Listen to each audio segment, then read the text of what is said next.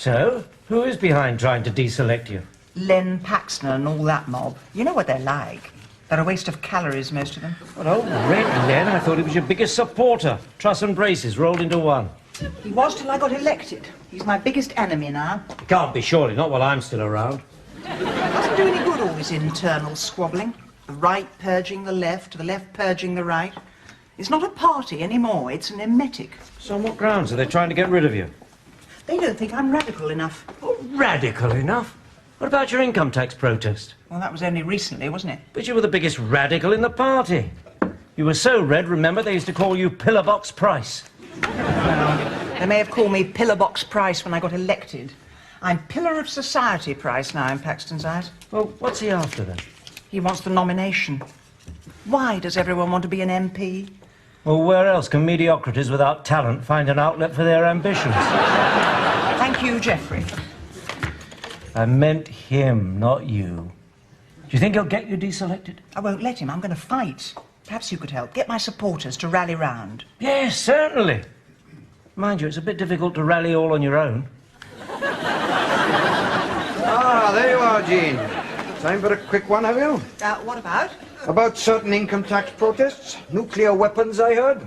No, honestly, Norman, I haven't got any. I handed them in with my overdue library books. I heard you were taking a stand, withholding your income tax and encouraging others to do likewise. That's quite right, yes. I am withholding that part of my income tax that goes on nuclear weapons, and I am recommending that my constituents do the same. Well, have you no shame, woman? Since when has this been official Labour Party policy?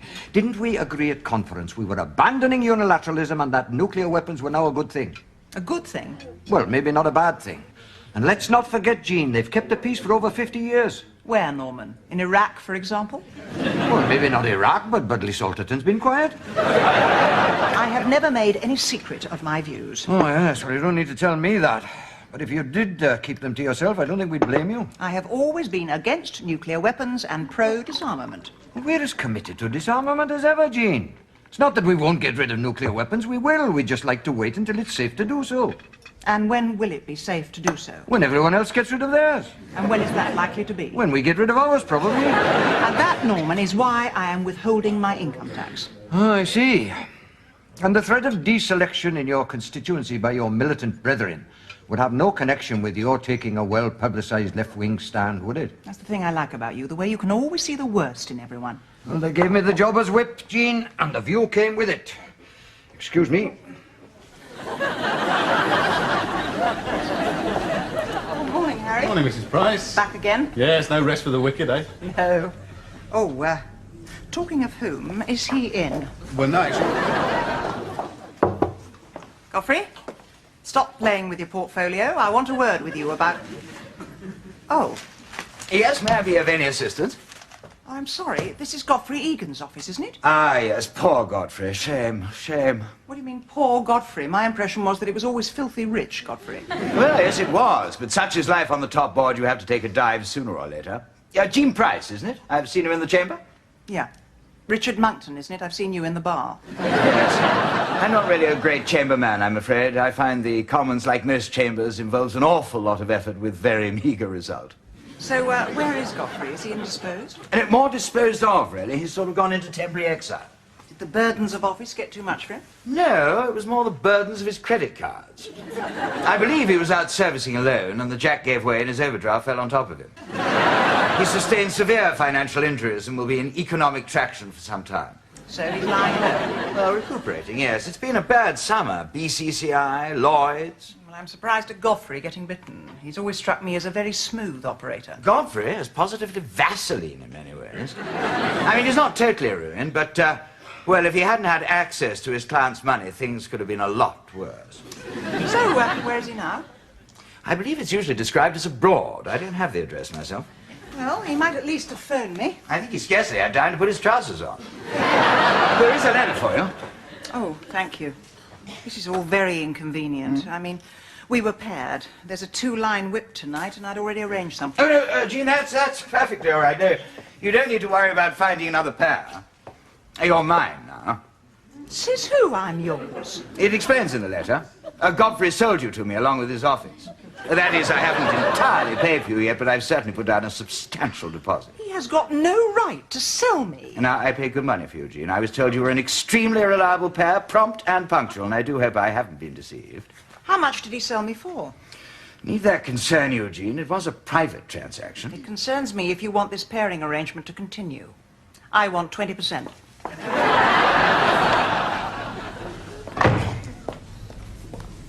You've no idea where he's gone, have you, Harry? I've all this confounded mail for him, you see. Well, I do have a sort of address for him, sir. Oh, really? It's P.O. Box 543, the Cayman Islands, sir. Thank you very much, Harry. If you mark that care of Lucky Luke, and I believe it'll get to him eventually. Sorry, care of who, did you say? It's a damn cheat. Godfrey had no business selling me off. If I wasn't so busy with this deselection thing, I'd go and find someone else to pair with. Look at this. It's from my constituency. My presence is not requested at the memorial service on Remembrance Day. That's charming, eh? Why not? Oh, it's because of what I said about the Gulf War. My views were not wholly appreciated. All the same, if there is going to be a memorial service, I should be there. Question of paying your respects. So everyone can see you paying them? As a local MP, I ought to be there. Yes, but you did actually oppose military intervention, didn't you? In fact, you were still speaking against them going 6 months after they came home. That's not the point. I can still appreciate what it took to go out there. I see, and the fact that you're under threat of deselection for being too far left and militant would have absolutely nothing to do with it. I am not militant. I'm a pacifist. Yeah, a militant pacifist. What about you, anyway? You're being threatened with deselection for not being left-wing enough. You, who once wore a duffel coat. You know, Jean, it's hard to credit looking at you now. You once had a beard and sandals. I shaved the sandals off, Ken. I thought it made me look younger. Anyway, mine isn't a serious challenge. I'm not worried about Len Paxton and people like that. No, nor am I. They don't bother me, these sort of people. I've got nothing to worry about, nothing to fear. I can always do other things. I think. Richard, I've decided to continue with the pairing arrangement. What happened? Did you forget to put the top on the blender? I was addressing the Students' Union on the subject of free speech. Oh? And they're against it. Look at it, it's ruined. Well, that's the last time I address a woman's college. When I'm asked round for dinner, I don't expect to have it thrown at me. Well, you must have said something to provoke them. Not at all. I simply outlined Tory party policy. Well, there you are, then. What can you expect? They were there in force with their banners. Women for Peace, they called themselves. In fact, I wonder whether you knew anything about them, Jean, being a bit of a conchi yourself. How can I be a conscientious objector? I haven't had my call-up papers. Well, you seem to object to everything fairly conscientiously. I object to my income tax going on nuclear warheads, right enough. Yes, I heard about your non-payment campaign, now, will you? No, I can't stop. Well, as far as these women for peace are concerned, these scrawny old broilers in boiler suits, I mean, if it wasn't for MPs like myself fighting defence cuts, they wouldn't be safe in their halls of residence, or free to take out a student's loan. And you know that some of these women, as they're rather inaccurately described, even chain themselves to the bumper of my BMW. Really? Yes, no respect for property. It was the most horrendous racket when I drove off. A jolly good job for them. They let go before I got to the motorway. Women for Peace, indeed. I mean, have you heard of them before, Jean? I mean, it's obviously some paramilitary organisation. No, sorry, Richard. Though I can quite understand their feelings. I mean, the Cold War is over, you know. Maybe some people feel we deserve to award ourselves a peace dividend. Jean, the Reds may not be under the bed like they used to be, but we don't know what they left behind them on the carpet. And there are always threats from elsewhere, but thanks to these defence cuts, a lot of people in my constituency will now be out of a job. Oh, well, we'd better go on killing people then if it's work for the unemployed. We have to think of the balance of payments, Jean, and it is no use being wishy-washy. How can a liberal democracy expect to survive without a fully trained, highly equipped army of killers ready to defend it? But after the way I've been treated today, well, if these women think they're going to get my money to help them bring the country to its knees, they are wrong. No. I'm going to take a leaf off your tree, Jean. I'm refusing to pay my income tax. What, the bit that goes on nuclear weapons? No, the bit that goes on gynecology. If I can't have my military operations, they can't have their medical ones. Morning. Jean, excuse me. May I ask what that is in your lapel? This? Oh, good heavens, it's a lobster. It looks suspiciously like a commemorative poppy to me. Yes, so it is. There's no doubt about it, you're a real Richard Sharpeyes. I may not agree with your political views, but you're red hot on botany. Then may I ask, as self-appointed custodian of the national honour, what you're doing wearing one? Remembrance Sunday, Richard. Why are you wearing yours? Ah, yes, but I don't know if as a sort of peacenik you should be wearing one at all, should you? Why? What are you supposed to do before you're allowed to wear a poppy?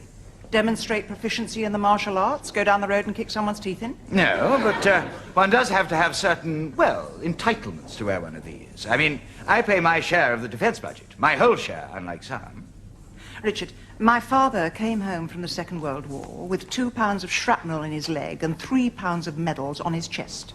I am more than entitled to wear a poppy. I am entitled to grow opium. Gee, I'm so sorry. I had no idea you were the wayward child of good conservative stock. I'm nothing of the sort. My father was a lifelong member of the Communist Party. Oh, I see.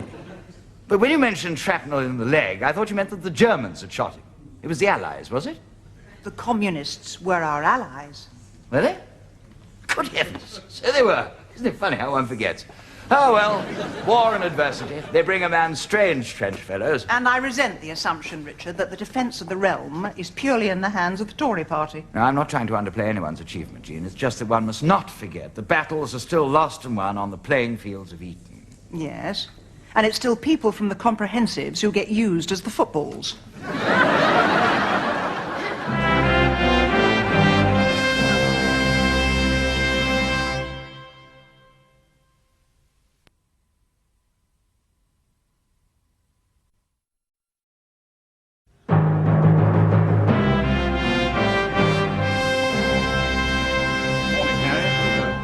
Richard. Morning.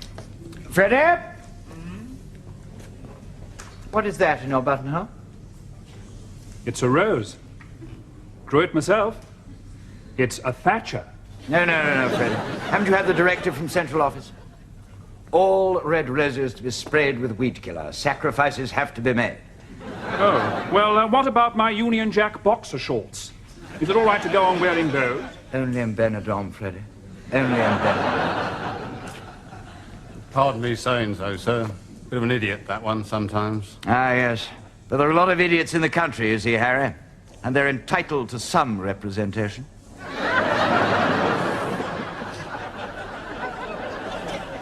Good morning, Jean. Good morning. You're looking very nice. Why? What's wrong with me? No, nothing. No, you're looking very nice. Very smart outfit. That kind of thing never dates, does it? However often you wear it. There's no doubt about it. You're a real craftsman with a well-turned compliment, Norman. You can almost hear the lathe creaking. Well, some people never find their way to a woman's heart, Jean. Others of us, we bought them up. Look, if it's about withholding my income tax, I'm not going to change my mind. No, nothing like that. Nothing about bad publicity, doing untold harm. Anyway, it's no good coming the heavy pressure with you, is it? All boots for tough, isn't it? Nice of you to say so, Norman. Yes, just makes you more determined, that's the way you are. No, you've been with us now quite a while, aren't you? I mean, you're not the new girl anymore, all awkward and ganglion. What shall I do with my hand? No, it's 3 years now. Is it really? You don't look a day older. 3 long years up there in the back benches, eh? You know, some of us were wondering if a woman of your undoubted talent wasn't wasted up there in the guards. And we were wondering if it wasn't time for you to take a step or two up by taking a few steps down the gangway. What, you mean the front... Oh, how flattering. You mean the front bench? What position? Well, knowing your interest in women's issues, we thought something like spokeswoman for women at work. We thought of you as chair. Me, chair? Well, you could even be table if you'd rather. You play your cards right, Jean, you could end up as an entire set of furniture. Well, I must say I'm very flattered, Norman. The front bench.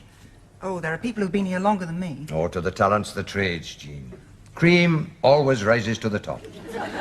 Well, do the eyes have it, then? Well, yes, Norman, thank you. Good to have you on board. Oh, there is just one thing, Jean. As a spokeswoman for the party, you'll be confining your public comments to your own areas of responsibility. Oh, yes, of course. I certainly won't overlap onto anyone else's territory. I don't want to go treading on anyone's toes. No, it's just politeness, really. So you won't be making any pronouncements on, like, expenditure or fiscal matters. And you won't be seen to be breaking the laws of the land by withholding your income tax, will you? All right, I'll see you then, Jean. Just a minute, Norman. Just a minute. Oh, something we've overlooked, is there? You're just trying to shut me up, aren't you? You're just trying to buy me off with some totally bogus and useless job to stop me speaking my mind about defence. Well, I don't know whatever gave you that idea. Well, you're not sticking your bung in my barrel. Well, I wasn't trying to do anything of the sort. It's just the conditions that come with the job. Well, thanks for the appointment, Norman. I enjoyed working with you tremendously. I will undoubtedly miss all my colleagues on the front bench. Nevertheless, I resign. Well, you can't resign. You've only been in the job for 35 seconds. I accomplished a lot in a short time. Silence is golden, Norman. You don't buy it that cheap. Trouble at Pitt, Norman, is it? I don't know what she thinks she looks like in that silly outfit, do you? So you'll be in your constituency for Remembrance Sunday, will you, Richard? Yes, I should probably be popping along. You, Freddie? Yes, yes. Just wanted to ask, though, etiquette-wise, regimental ties, is it, do you think? Oh, I should think so, yes. What was your regiment, by the way? Was it the Guards? Squaddies, actually. Ah, excuse me. Gee, there you are. How's the non-payment coming along? Oh, fine, thank you, Richard. And yours? Oh, it's rolling along nicely. In fact, I'm hoping that the revenue will get the bailiffs in, actually. Give me the opportunity to make a stand. As in well publicised, you mean? To show I'm not standing for it. And have the bailiffs come for you yet? No, not yet. But I have had the court judgment and the cough-up or else letters. Good. And do you intend to expectorate? No, I'll go to jail first. How much do you owe exactly, Richard? Well, the tax I'm withholding, Jean, which I've calculated to be the portion of my money wasted on gynecology, amounts to, £1.09. £1.09? No, obviously, that's just a scalp figure off the top of my head. So all your protest is worth is £1.09. What difference is that going to make? You couldn't even get a vasectomy for £1.09. Yes, you could if you did it yourself. It is a totally meaningless protest, Richard. Not at all. Anyway, it's not the money, it's the principle. £1.09. Well, what does your nuclear defence non-payment amount to? About a couple of £100. Well, what's the MOD going to get for £200? Roman candle and a packet of sparklers? It is the principle, not the amount. Precisely. So why shouldn't what applies to your principles apply to mine? Well, if all your principles are worth is £1.09, they're not worth much. Well, it just annoys me, that's all. These women calling me a warmonger. I mean, look at Bevan. She was a woman. Knives on her chariot wheels to cut her enemies' legs off. But there you are, you see, Jean. What? Women drivers. Well, I'm just going anyway, Yes, I would. whether they want me there or not. And I'm going to put my wreath on the cenotaph. Quite right, too. They're not going to stop me, you know. I mean, if all these councillors and the rest are getting to lay a wreath, then I should get to lay one too. I mean, is my wreath as good as their wreath, or isn't it? Oh, I'm sure it is, Ken. In fact, it's probably better. What is the matter with everyone? Bringing politics into Remembrance Day. Trying to capitalise on the sorrows of the world. They don't give a damn about folk. They just want to be in the viewfinder when the bulbs start flashing. Oh, but you won't want that, of course. No. No, I'm staying well out of it, Jean. And it's also distasteful, isn't it? But you don't have to be a war supporter to attend a memorial service. I'm going there as a representative of peace. It's a witch hunt, that's all it is. Well, they're just looking for scapegoats. No, I'd just better be allowed to put down my wreath and pay my respects at this peace and remembrance ceremony, that's all. Because if I am not, What? there's going to be trouble, Jimmy. I thought you said the bailiffs weren't allowed to just walk into your house and cart off your valuables. No, they're not unless you invite them in. I didn't cart off your valuables, they carted off mine. So why did you invite them in? Invite them in? How could I? I wasn't even here. It was our ever-obliging cleaning lady who let them in and then helped them to clear us out. But why? She didn't want us getting into trouble. She even helped them to carry out the cast-iron saucepans. Just a minute. I don't believe it.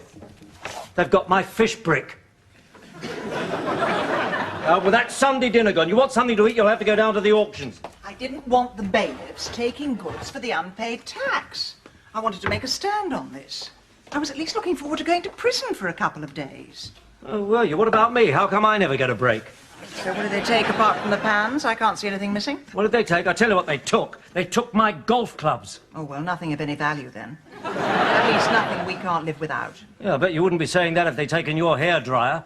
Listen, I've got a game on Saturday. All right, if it keeps the peace, how much is a set of new ones? What, like the ones they took? £800. All right, if it keeps the peace, how much is a set of second-hand ones? I'll let you know. Right. Jeff, after the bailiffs came, you didn't by any chance phone the local newspaper, did you? No. Why would I? I thought you said you never wanted them round here again. Yeah, but with this deselection and everything, I mean, Len Paxton's never had the bailiffs in, has he? That was disgraceful, Ken. It really was. They showed the whole thing on the news. I wasn't just ashamed to be a member of the same party. I was ashamed to be a member of the same species. Look, it wasn't my fault. The Tory councillor trod on my wreath. There was a big hush-puppy imprint all over my dedication card. And I was deliberately jostled. They were trying to stop me getting to the front to pay my respects. You were supposed to be there to commemorate past battles, not to reenact them. It was an act of deliberate provocation and sabotage. Well, deliberate or not, it was no excuse for what you did to his poppy. That wasn't me, it was a pigeon. Ah. So who kneed him in the groin? Was that a pigeon too? No, that was a Liberal Democrat. They can't get proportional representation, so they take it out in other people's cobblers. It was shocking, Ken, it really was. And if I was one of your constituents, I would be rooting for your deselection too. Funnily enough, it doesn't seem to have had that effect. I'm a bit of a local hero up there now. Could hardly get out the pub for people buying me drinks. Oh? Yeah, they seem to think I've evened up the score for the Highland clearances. Hello, Ken Miller. Oh, you saw that, did you? Yeah, I was. I was giving away a few pounds there, but I did a wee bit of boxing when I was at school. No, just tell your lad to send me his autograph book. That'll be fine. It's my fans. Morning, Harry. Morning, sir. Saw you at the memorial service, sir. Your little encounter with Women for Peace. Oh, good, yes. Handy with her knees, that one, sir, wasn't she? But she's quite a cruncher, eh? Me and the missus couldn't help but laugh. Good, I'm glad you enjoyed it, huh? We used to find the force a packet of frozen peas was a thing. Good, I'll give it a try. Thank you. Excuse me. Morning, Richard. How are you? Bet you wish you paid your bit to gynecology now. Jean, how's the deselection challenge going then? How are things amongst the deselect few? And with one bound, she was free, Norman. Oh, you seen him off then? Oh, Red Len Paxton. Oh, yes, I remember him from student days. We were in the Students' Union together. Used to invite Conservative politicians to address meetings and then pelt them with tomatoes. No, you can't beat students for originality, can you? So how did you see him off then? It was no contest. He's never had the bailiffs in, not like me. Oh, yes, hard to compete with radical credentials like that. So you're going to be with us a while longer then? I hope so, Norman, yes. You're going to be quite a seasoned campaigner, one of the old war horses. Well, it's that all knackered. Yeah. Well, pacifists and warmongers, hawks and doves, it's all really irrelevant here, isn't it, Jean? Irrelevant? Oh, yes. You want to stay in Parliament, Jean. Doesn't matter what you believe in. You still have to be a fighter, don't you? All right, just the one. But watch it.